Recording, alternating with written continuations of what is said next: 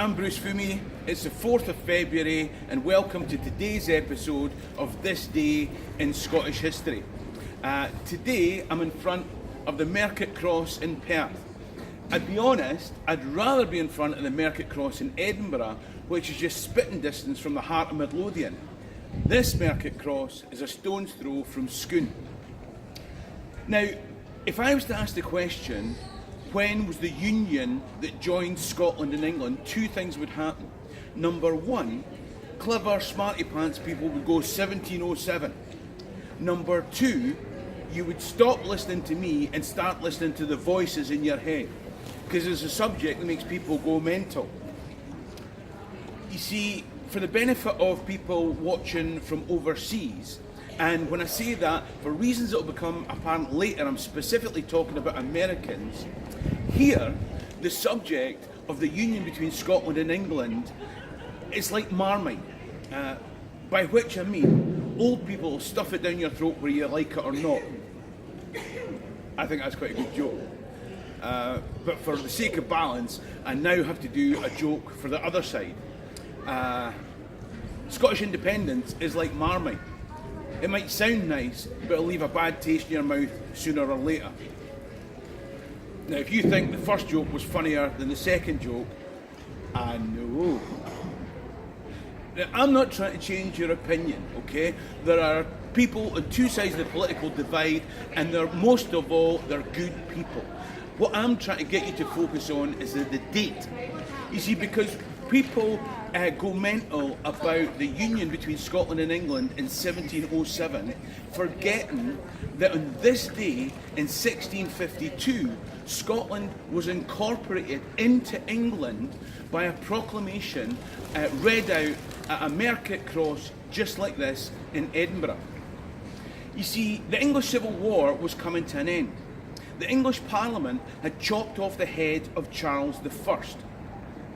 But close to here, the Scots had crowned his son, Charles II. Now, I know very little about King Charles II, apart from the fact he gave his name to a popular pet dog. Very few people realise his middle name was Chihuahua. But I do know that Oliver Cromwell was upset that the Scots had crowned Charles I, and so he came north and invaded. He occupied this town of Perth, and he built a citadel just on the edge of what was then the end of town. And in 1651, the English Parliament issued the Declaration of the English Parliament of the Commonwealth of England concerning the settlement of Scotland. And what that said was that Scotland was to be incorporated into England to become part of England, and Scots would get 30 MPs in the English Parliament. I bet you didn't ken that.